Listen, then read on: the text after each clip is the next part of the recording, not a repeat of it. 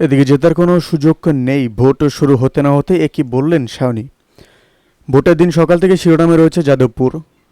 High voltage এই কেন্দ্রে বারবারই মুখোমুখি হচ্ছেন তিন হেভিওয়েট প্রার্থী। তৃণমূল টিকিট দিয়েছে সায়নী ঘোষকে, বামেদের বাজি যুব নেতা সৃজন ভট্টাচার্য এবং বিজেপি দাঁড় করিয়েছে অনির্বাণ গঙ্গোপাধ্যায়কে।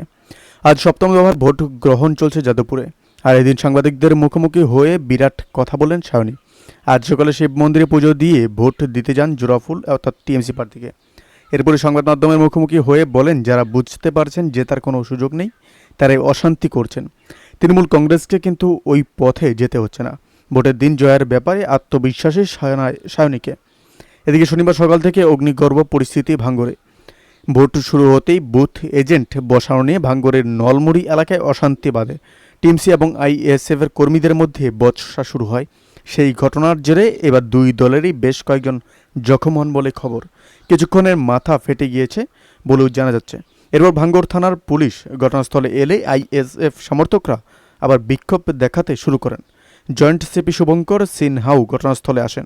এই ব্যাপারে যাদবপুরের টিএমসি প্রার্থীকে জিজ্ঞাসা করা হলে তিনি বলেন, মানুষ বেশি করে বেরিয়ে এসে ভোট দিক, এটাই আমরা চাই।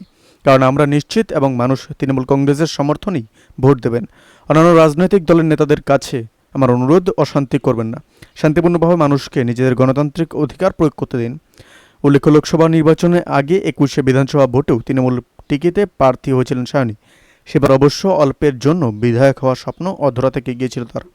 আসানসোল দক্ষিণ আসনে মাত্র 4000 ভোটে বিজেপির অগ্নিমিত্রা পালের কাছে পরাজিত হন টিএমসি এই দাপুটে নেত্রী। সেই সময় নেত্রীকে তাকে ভরসা যোগান। 21এর ভোটের সেই ধাক্কা ভুলে যাদবপুর ফের ঘাসফুল ফোটানোর লক্ষ্যে ময়দান নেমে পড়েছেন সায়নী। বন্ধুরা, এই প্রসঙ্গে আপনাদের কি মতামত অবশ্যই আমাদের কমেন্ট করে জানাতে ভুলবেন না।